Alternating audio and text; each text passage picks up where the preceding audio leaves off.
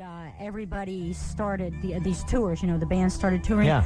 The one band we got the most calls on was Grand Funk. Really? When is Grand Funk? You know, do you have? I'm hearing a rumor they're getting back together. I'm hearing this and that, and it was just constant. I mean, it was a constant stream of calls for like 2 years. As a matter of fact, I have a fax I want to show you here in a couple of seconds. Good. I want to ask you a question about the song Heartbreaker. What can you tell us about it just off the top of your head? Recording it, who wrote it, how did it come about?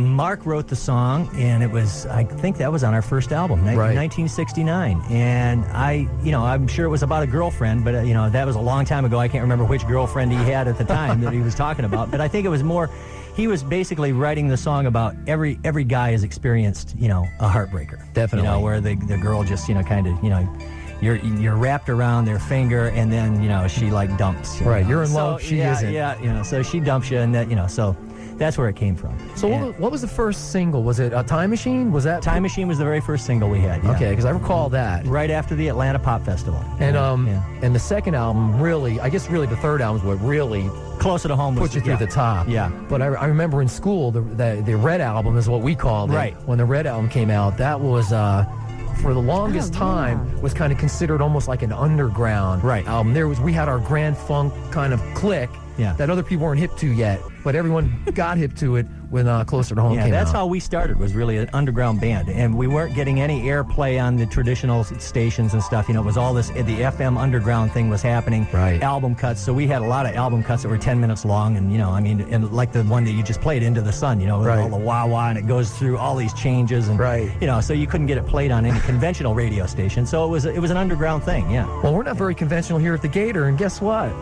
Let's do one of those songs with all the changes in it. Yeah. On the Gator.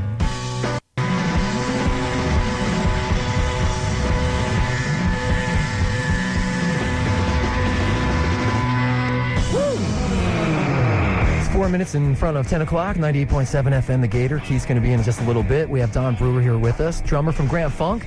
We have the big gig coming up next weekend up in Orlando.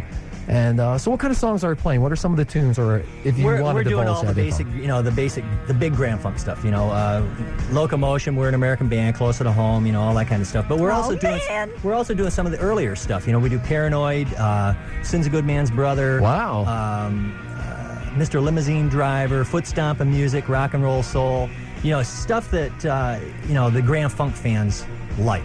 Stuff like you like to play. And I wish some of the classic rock stations would dig deeper, and play some of the stuff that was really happening in the 70s on the FM format, where they dug deeper into the album cuts, Exactly. You didn't hear We're an American Band all the time. All the time, yeah. The same three songs by the artist for 20 years, It's